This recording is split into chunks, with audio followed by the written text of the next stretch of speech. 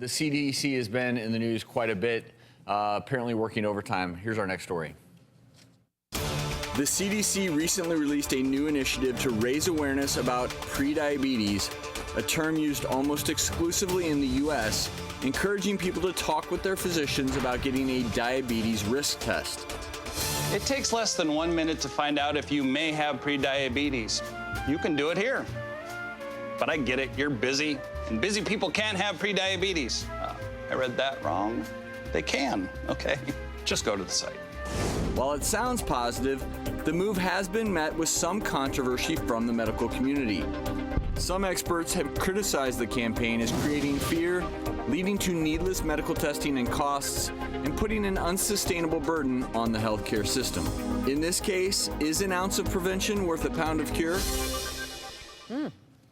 So the World Health Organization's latest report says diabetes has quadrupled in the past 34 years. Think about that, quadrupled.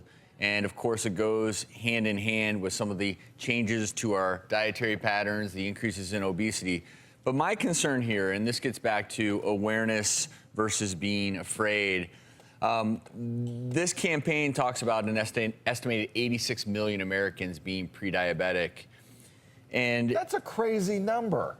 Well, and that's the thing is, almost. How many people do you want to, there are a lot of people out there who need to be very, very much aware of where they stand. But a one-time blood glucose, I worry that if you just get a one-time blood glucose and it's in the, I don't know, right on the cusp, that what's going to start happening is we're going to then start throwing drugs at these people, and it's going to become a diagnosis of its own, and it really isn't. And the reason I'm passionate about this is because in my own family, diabetes runs in our family, and my own father was started on metformin for a blood glucose that was essentially at 100. I just got tested, and I'm 0.1 away from being pre-diabetic according to these numbers.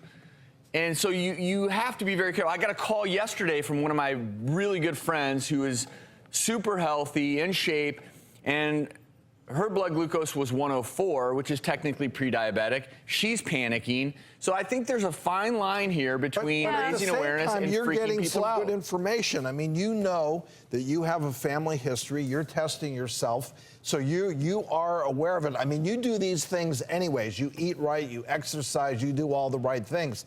But it makes you a little more vigilant. So, but Drew, I was really upset when a medicine was started. We're not going to call you pre-diabetic. No. What I'm saying is, in our country, we're not going to throw stones at you. No. I'm not saying that. What I'm saying is, in this country, we label everything as a disease, and instead of using it as a platform to raise awareness, it very quickly becomes usurped as a pharma agent to just give people more drugs. I do worry about that.